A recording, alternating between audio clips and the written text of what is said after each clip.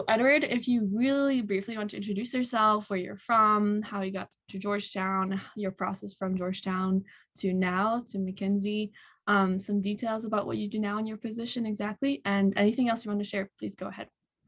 Okay, awesome. Well, nice to meet everyone. I remember when I was a sophomore, I went to one of these events that was in person at the Career Center, so a little different, but I remember it was nice to hear from, other Hoyas, other international Hoyas especially, how they navigated the US job market and did internships and all the visa process. I know it can be quite confusing and a little stressful. And so it's nice to hear about other people who have done it. So, during this, while I'm talking, please send questions in the chat, even unmute yourselves. This should really be for you guys. So anything you want me to go deeper on, please just let me know. But yeah, my name's Ed Kalaydjian. I'm from Montreal, Canada. So I was an international student at Georgetown. Decided to go to Georgetown because I was specifically interested in studying international relations and government. Thought I was going to join the Canadian Foreign Service via diplomat. Obviously didn't happen yet, maybe later, but I'll explain a bit the rationale of how I got to where I am today.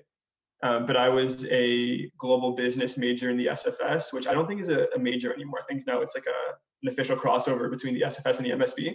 But I graduated last May. During my time at Georgetown, did a few different things. I was in GUSIF, so the Student Investment Fund, did that for a few years. I was also in Hilltop Consultants. So that's pretty much how I figured out I wanted to do consulting. And I was also in Blue and Gray as a tour guide, which is a lot of fun. So if you guys, yeah, I see Malik, I guess you're in there.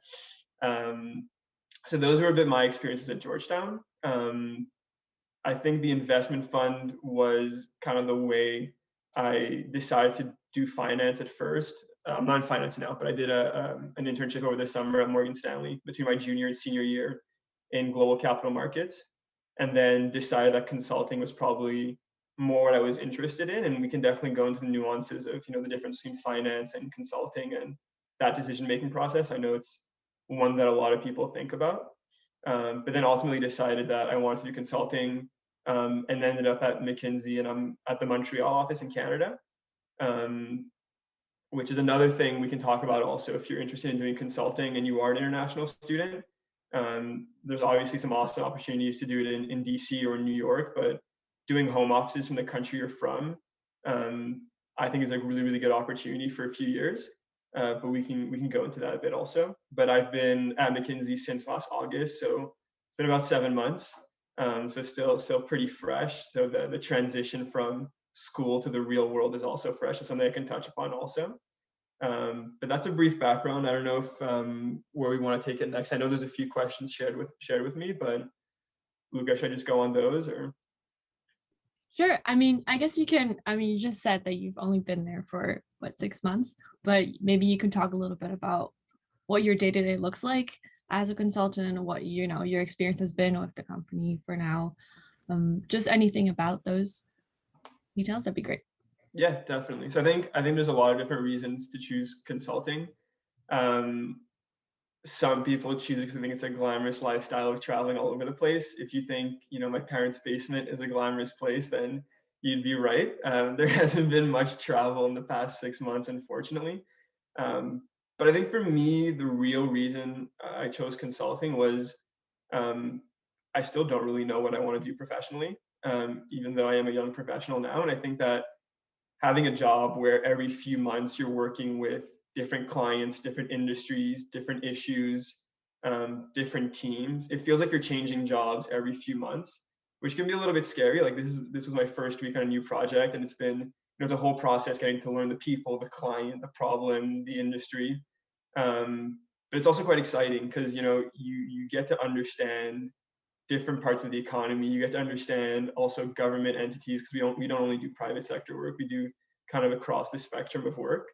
So like, for example, my last project was with an aerospace company. Now I'm working with an asset manager, hoping to do some public sector work as well. And so if you don't really know what you want to do, consulting is kind of a nice way to try a lot of different things. And you can certainly stay at a firm and grow and stay for like 40 years if you want to, but you can also just do it for a few years, try out different offices around the world, try out different industries, and then if there's something that you specifically like, then ultimately you can exit and go work in that specific industry. So I think that flexibility was really, really a big thing for me. And the next thing also is just the sheer development portion of the job is quite nice. It really does feel like an extension of school, in the best way possible. We have trainings like every few weeks, slash every month, to develop different parts, whether it be communication, leadership, presentation, storylining. So there's a massive, massive importance placed on people development, which I don't think is necessarily, I think most jobs definitely do, but it's something that stood out quite specifically for me. And this is just my experience at McKinsey. So that's been, another really nice part of it. And I think you mentioned my day to day also. This is such a cheesy answer, but the day to day is different on any given day. I think the reality is that depending on your client, depending on the project, depending on where you are in the project, it's going to be quite different. But usually on a team, you have a few different consultants, and well, I'm a business analyst, it's like a consultant, and you have project managers and you have partners. And so the consultants or the business analysts are the ones that are doing kind of all the legwork, so the analysis, the interviews, the research. The project managers kind of decide the direction and more the link with leadership. And then every day, basically, we have like a check-in as our team. We kind of figure out what our priorities for the day are, and then we all go off and do our work. And we have tons of meetings during the day, whether it be with clients, with leadership, and it really does feel like a group project. So if you like doing group projects, that's what your life will be like as a consultant. You're constantly problem solving with your teammates, you're problem solving with the client, you're presenting information constantly. So it is quite high paced, but you definitely never get bored, that's for sure. And like I said, it is very, very different day to day. You could be like purely in Excel one week, you could be conducting interviews with the client the following week. The project I'm on now, we have presentations every 2 weeks with the CEO. And so it's kind of this 2 week cadence of, okay, what are we doing? Producing the analysis, producing the pages, and then presenting to the CEO. So you have like all these different aspects of figuring out how you do analytics, and then how do you translate that? How do you communicate it at like a very executive level? And then actually sitting down with their executive team and talking to them. And that last portion is something that I think is quite unique also with consulting, that you do have access to top leadership with the company you're working with. Like oftentimes your sponsor in the company will either be, the CEO or the CTO, the chief strategy officer, or whichever portion of the business that you're working with. And you interact with them quite heavily. Whereas, if you were entering one of these businesses or one of these companies at the base level, you'd have so many layers of difference between you and them that you would never actually be doing that. So you are working with the top people at the firms, and you're working on their most important issues, and you're doing it for a ton of different firms. So I'm kind of repeating themes here, but the actual impact you have and the level at which you're working with is something that's quite attractive. Great. Thank you so much for the answer. That was really detailed. I guess maybe something that's on everyone's mind is, how did you start working for McKinsey? Like, was there a process? Was it like a cold application? Did you have connections? Was it through an internship? Like leading off of that, do you have any advice about that application process? And if you, this might be whole separate if you want to go into one first, but during that process, if you were on a visa, etc., depending which one, how did that get into it? Did it complicate things, etc.? Yeah, so maybe I'll take a step back and then talk about the step before that. So I didn't, as I mentioned, I didn't summer with McKinsey. I interned at Morgan Stanley in New York, and I don't know if how the finance recruiting is now, but when I did it, I got my summer internship offer, I think it was April of my sophomore year. So it was like a year and like 3 or 2 months before I actually started the internship, which is, it's absolutely crazy, right? That makes no sense at all. And it's just, it's kind of like game theory, right? It's like playing chicken. Like every firm tries to recruit before the other. And I think they tried to put a cold stop to that. I don't know if it's actually happening, but a lot of my friends were going into finance. And so I kind of, started going to the networking nights and talking with people, and ended up getting an internship, which was an amazing experience. But during that year and some months between actually getting the internship and starting the internship, that's during that time that I realized that I probably wanted to do consulting, even before I did finance. And so I recruited for McKinsey before I started my internship at Morgan Stanley. Um, the recruiting processes between consulting and finance are quite different. Finance is extremely networking heavy. Um, you need to go to all of these networking events. You need to meet people. You need to get on calls with them. They need to refer you to other people.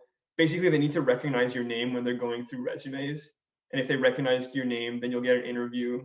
And then you just basically go over your technicals, and then you'll get to the super day.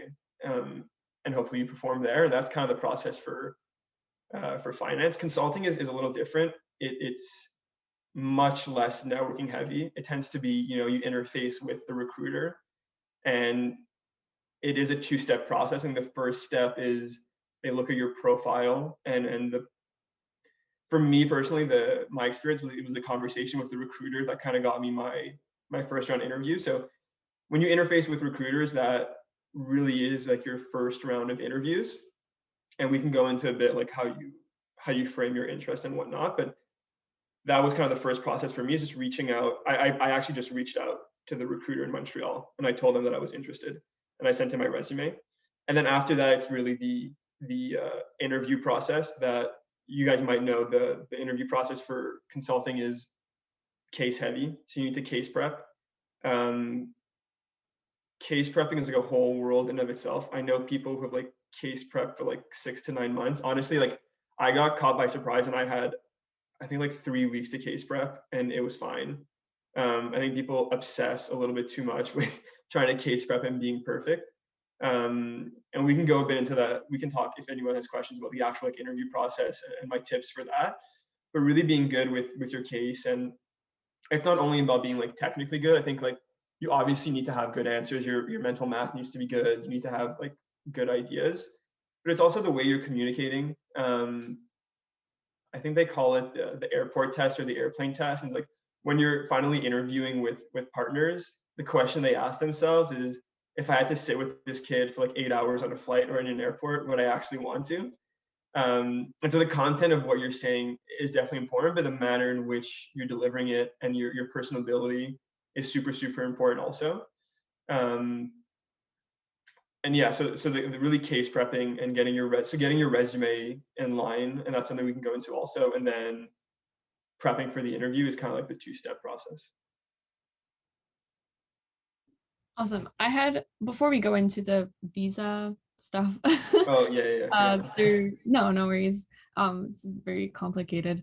But so going off of that, what you just said about, like the interview process, you started mentioning some skills. Um, could you maybe talk a little bit more about some specific skills that maybe you built over like your classes, or, the clubs that you're in at Georgetown, also that you learn right now at the jobs that you realize you really need? Some things that you can pinpoint in your resume or during your interview. Yeah, definitely. So let me talk about resume first. I think a lot of people think they need like this insane resume, and they need to be the president of like 20 clubs, and they need to show that like they walk homeless puppies on the weekend, and like all this crazy stuff to get a job. It's just not true. I think my best advice is go deep on the stuff you're interested in. Don't get involved with like 50 clubs.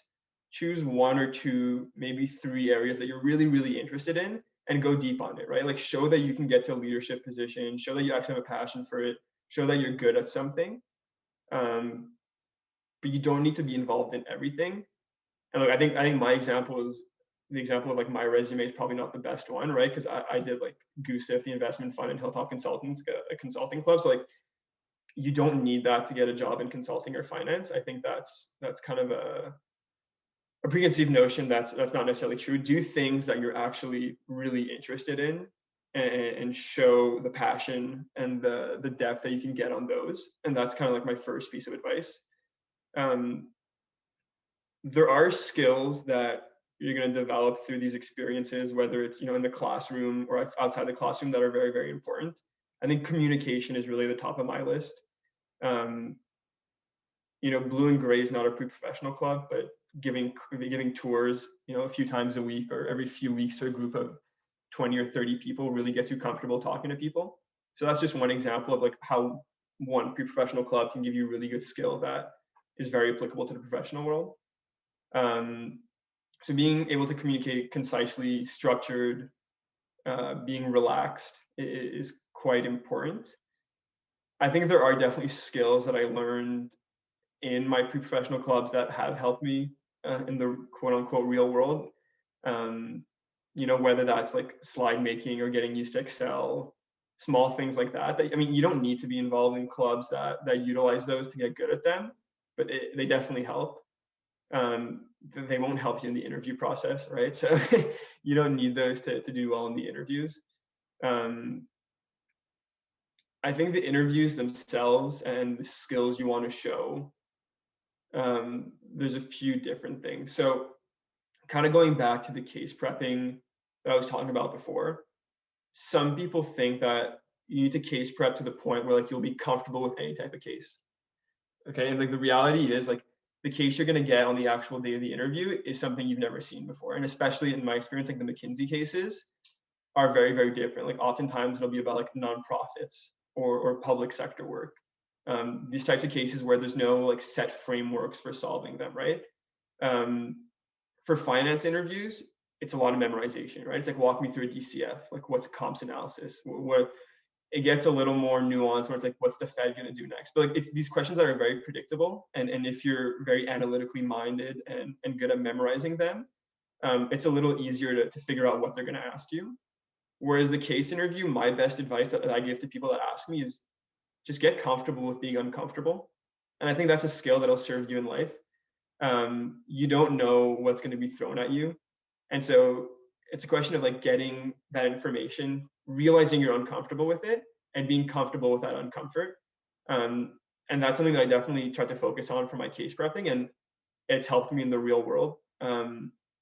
When you start these new cases or these new projects, no one's an expert on, or no consultant or BA is an expert on the field you're actually doing. Like, again, I'm working for an asset manager now.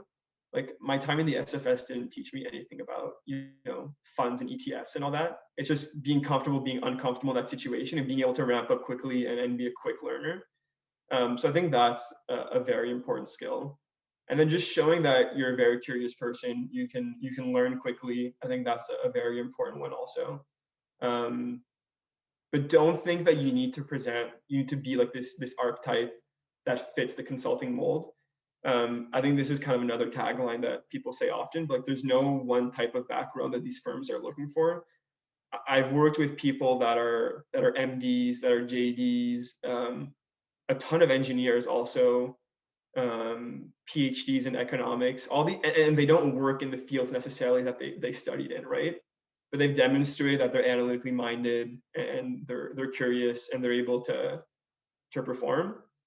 And so, like I said, kind of harkening back to my first point, don't try to do clubs or experiences that you think are going to fit a certain mold.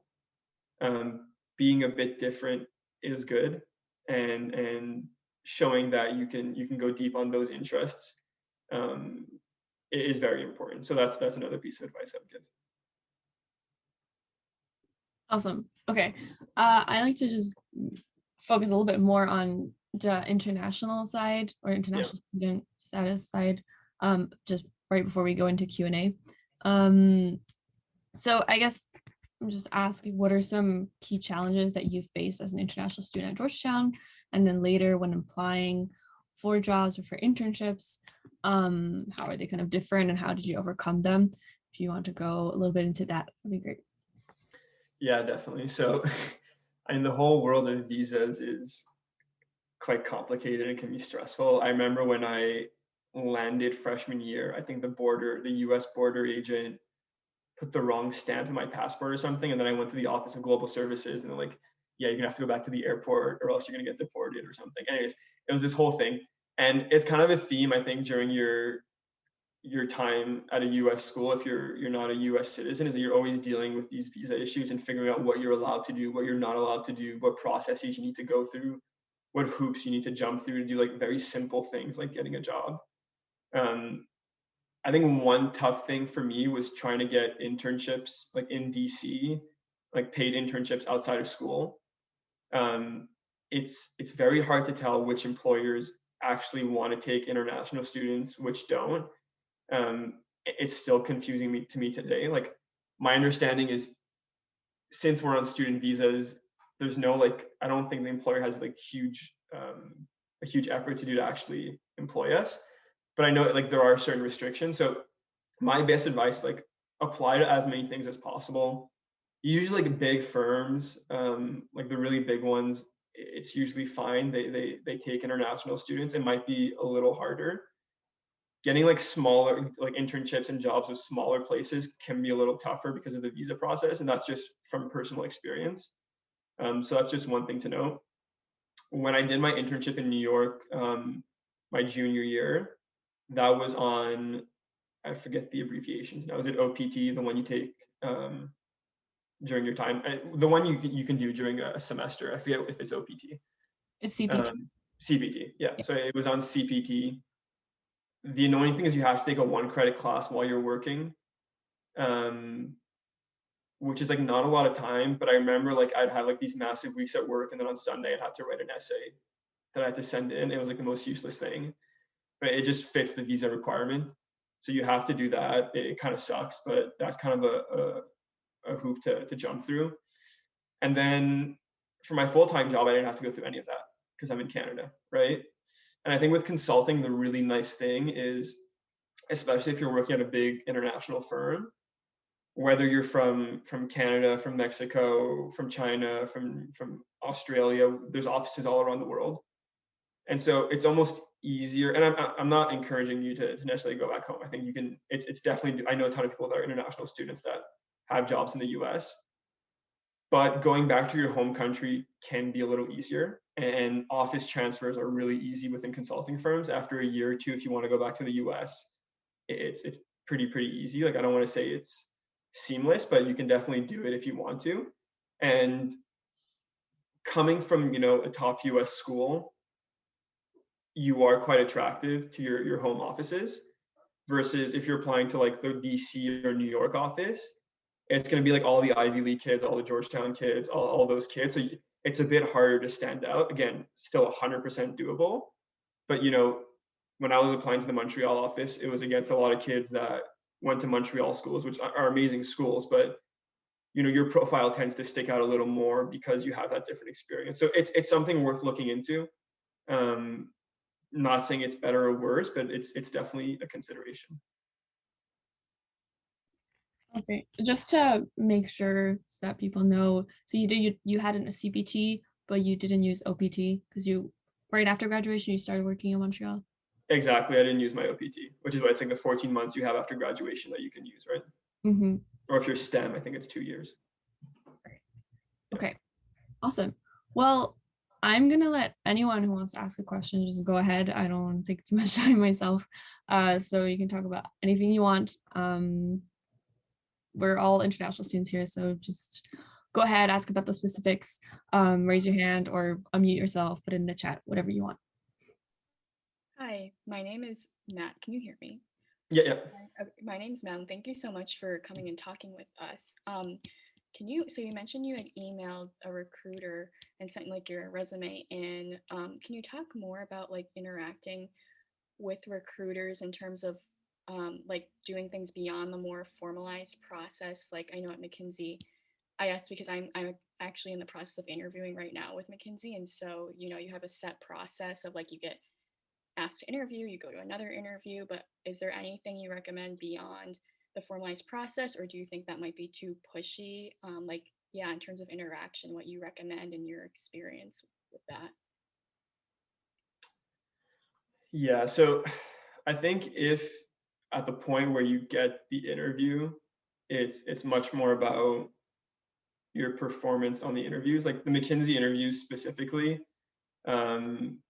there's no portion of the interview that like you go through your resume or anything like that. I think the idea is like at that point, if you made it to the interview, that it means like your profile is good enough to get a job here. It's more about like how are you actually going to perform on the interview itself.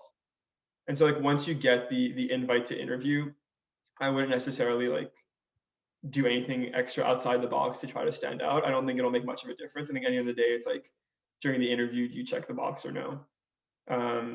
So that's my advice there. I think beforehand, like before you actually get to being invited to an interview, like this is my personal experience, right? There's a lot of different ways of doing this. You can apply just formally through channels. I had reached out again directly to the recruiter. I never think that's a bad idea, right? You can just send a very nice email, introduce yourself, attach your resume. Like it won't hurt you except if you write something really dumb in the email.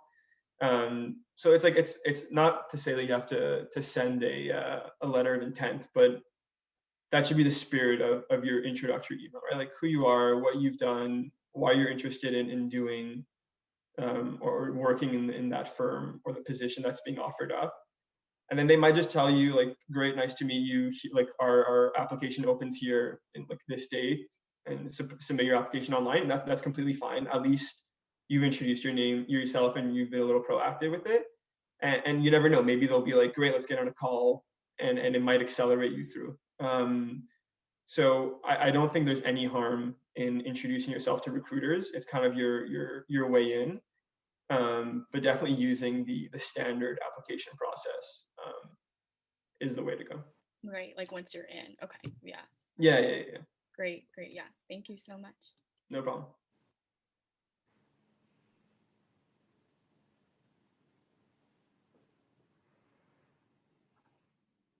Got a shy group. Sorry, I didn't realize that that it was me.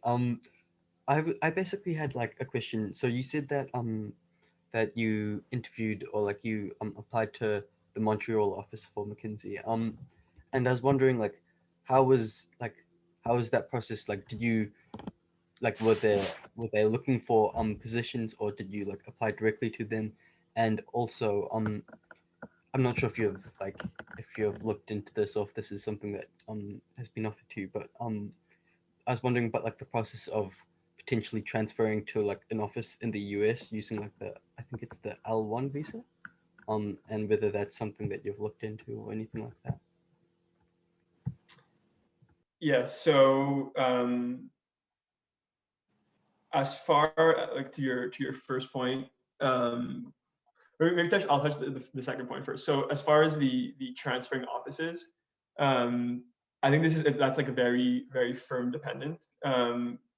For us, I know it tends to be more after your second year that you have a lot of different options. You can transfer to a different office. You can go on secondment, so you can go work for another company for a year, but you remain a McKinsey employee. You can go to grad school, and they'll actually pay for it, which is really nice. You can do a combination of those, right? You can go on secondment for a year and then go to business school. You can even leave the firm like straight up and go work for a startup or anything else. And then if you don't like it, then after 2 years, you can come back, no questions asked, as long as you were in good standing. So there are a lot of options. As far as like transferring to the US specifically, I haven't looked into it yet. I know a lot of people have done it. There's a lot of people that go to the like Boston or New York office or even Silicon Valley from the Montreal office. I'm pretty like honestly, I think like the firm legal counsel is pretty good, and it's not too hard to go through that process. But to be honest, I'm not 100% certain. But it seems pretty easy from what I've heard. Sorry, can you just repeat your first question? I was just wondering like with the for applying to like Montreal office, was it just like the standard like they started recruiting, or did you apply like I suppose like Yeah. like cold calling or something like that? Yeah, so as I mentioned, in the year and some before I started my finance internship, I kind of realized that I wanted to do consulting, and so I was studying abroad at the villa in Florence the spring of my junior year. And when I came back from that, I emailed a few of the firms in Montreal, and I was like, just introducing myself, like I said before, right? Like sending an email to the recruiter with my resume, explaining that I was working in New York over the summer, but I probably wanted to make the switch. I knew there were accelerated programs for people that have return offers, like at the end of the summer. And I just want to flag my name to say, like, can you just keep me in the loop when that happens? I'm probably going to apply. And then the recruiter, so the recruiters from a few other firms are like, okay, great, well, like, we'll keep your name on a list, and we'll let you know when those applications open. And the recruiter from McKinsey actually invited me into the office just to meet me. And I didn't realize that was going to be like pretty much like my first layer of interview, and like asked me a few questions, like what I did at school and why I wanted to switch to consulting. I think just getting a pulse check on me. And then they invited me to interview 3 weeks later, before I went to New York. I think the strategy there was just trying to get me an offer before I went to New York. So I kind of had to make a decision, which I guess was strategic on their part. But that's why I only had 3 weeks to case prep. I guess that's a bit of an unusual process. Like normally it'll be like the normal timeline. But like I said, I think reaching out to recruiters, just introducing yourself, your rationale of why you want to do what they're offering up is super important. And you never know, right? Like in my case, they invited me early, and I went through the interview process a bit accelerated. And if not, like I said, at least they know your name, and that's a good first step. Awesome, thank you. That helps a lot. Thanks. Hi, you mentioned that you went into consulting because you didn't really know what kind of industry you wanted to go to after school, but a lot of firms ask what industry you're interested in, or where do you see yourself going, or what kind of industries you would see yourself while working at that firm. So I was wondering, like, how do you handle a question like that when you are very open to the aspect of consulting being so flexible is what is appealing for you? So how would you look into a question like that if you ever were asked that? As well as my second question is, what is your opinion on highlighting like diversity and being international to these firms? Is that something that we should be wanting to do? Is it, let's not mention it, maybe it'll like reduce our chances of actually getting that interview? Yeah, good question. So to your first point, let me explain a bit how I answered that question. So I obviously had an interest in finance, right? Like I was working in it over the summer. I had been in the investment fund. It was definitely like an area of interest for me. And I was also really interested in public sector work and working with governments and kind of that work. And what it's led to me doing now is trying to do a lot of work with sovereign wealth funds and pension funds, and it's kind of the intersection of that public sector and finance. That being said, when I was going through the interviews, I highlighted those two areas. I said these are two things I'd be interested in pursuing in projects. But at the same time, I was really honest. I was like, I don't really know exactly which sectors I want to do. I'm sure there's a ton of things that exist that I don't know about, and I want to try all of them. So I think it's a balance. On one end, talk about your experiences, right? It doesn't matter what they are, but talk about your experiences and why you're passionate about them, and potentially try to relate them to a sector that could be interesting for you to work in. But there's nothing wrong with saying, I want to do consulting because I don't know what I want to do, right? I think that the problem solving behind it, the development is amazing. The chance to get through all these different industries is such a cool opportunity, and that's what I want to do. I want to have that flexibility, and that's a totally valid answer, right? You don't need to say like, I want to work on like mining projects, like super specific. In reality, most people don't know. So I think that answer is fine. And to your second point around diversity, or diversity or international student diversity, I would 100% highlight that. I don't think it will harm you at all, especially like I said, in like bigger name firms that hire a lot of international students. I think in any case, I wouldn't shy away from including it. The reality is, like, what we do is problem solving, right? If you have a ton of people that come from the same place and have the same backgrounds, then you're just gonna get one perspective on the problem, and that doesn't help anyone. So the more diverse you have a group of people that are solving a problem, the more lenses you have to look at it, the better it is for actually solving that problem. And I think that's 100% the rationale that they take within recruiting. So diversity is 100% important for like a million different reasons.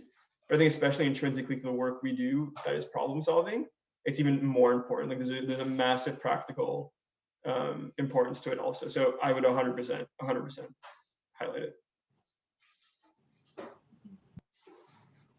had a question. Yeah, thank you so much for your time today, Ed. I had a question about international students who are going full-time in the US.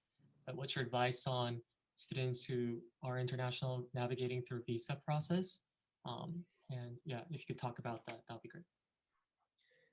Yeah, so biggest piece of advice is OGS is your best friend.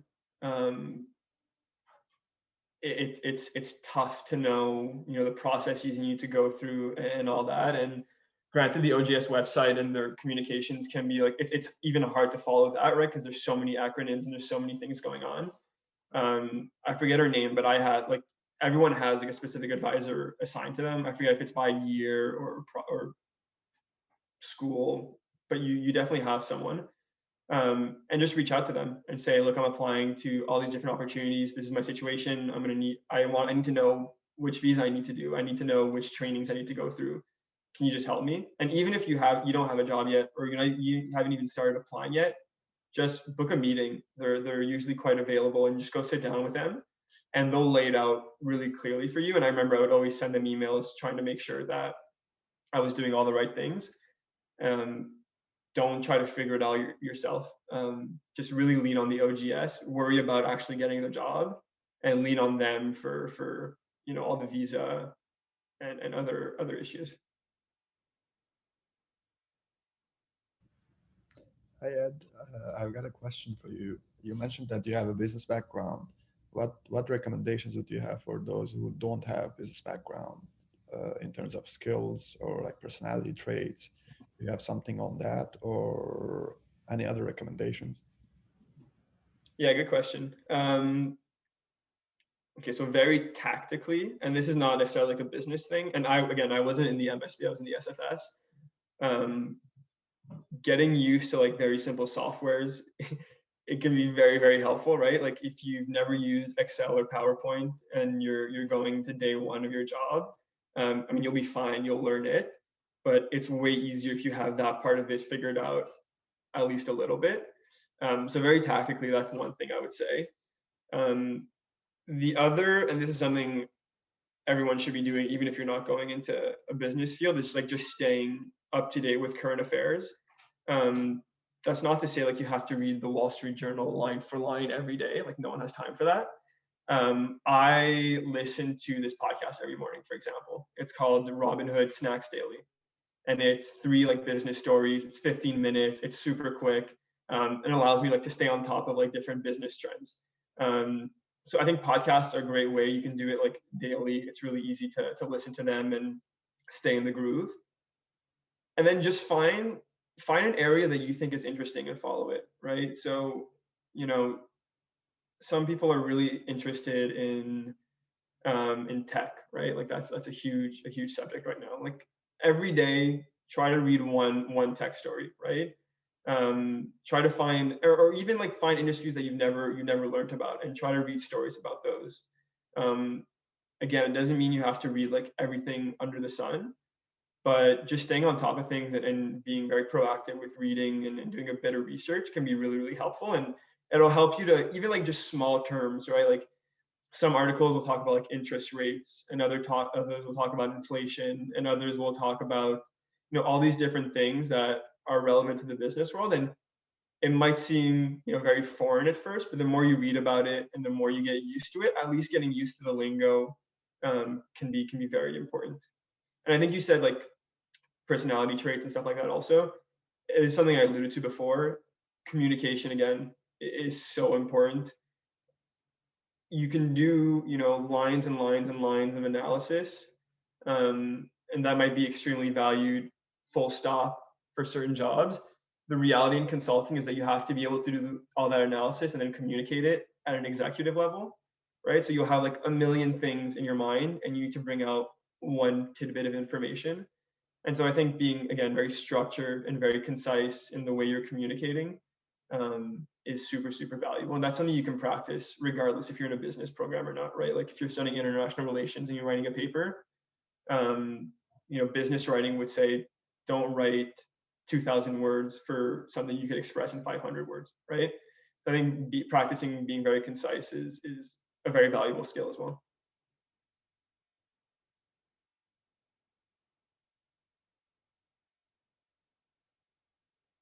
Any other questions? If no one else has a question, I'm gonna jump in and ask one real quick. So I was wondering, since now you're working in Montreal, I'm not sure how much this applies like within the private sector, but like since the company has different branches in different countries, but do you notice a difference maybe having worked in Montreal or interned or volunteered in the past and also done some US? Is there a difference in like the work ethics, the expectations of Americans compared to Canadians, or the way that you communicate at work? Just anything that is more about like the practical side, any like challenges you've encountered not being American? Not sure how much this applies, but any answer would be great.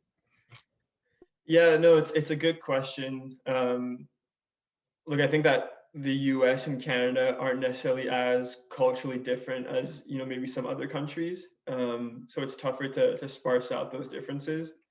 There definitely are differences. So like now, for example, a lot of my colleagues on the current project I'm on are actually from the New York office, right? So like I do work with a lot of Americans and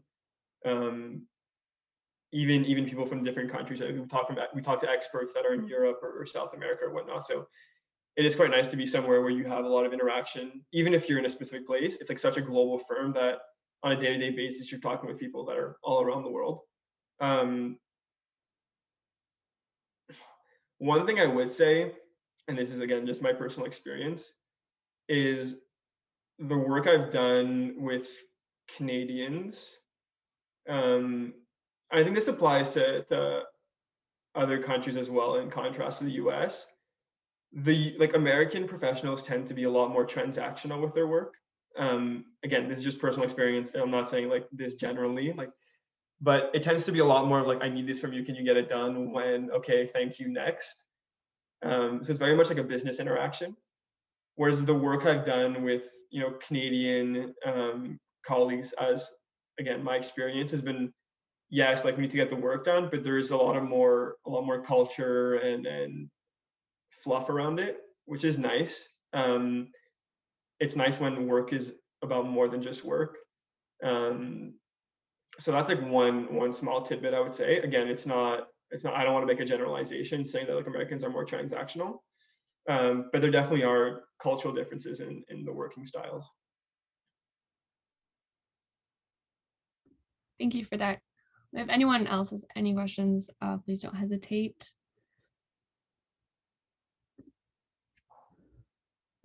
If not, that's totally okay. We can end it here. Thank you so much, Edward, for talking to us. I think a lot of people really benefited from that. It was really interesting. You really gave us some good examples and like really personal experiences. So that was amazing. Yeah, thank you so much, and we wish you all the best. Awesome. Nice to meet everyone. Best of luck with all your endeavors. Hopefully you guys will be back on campus soon.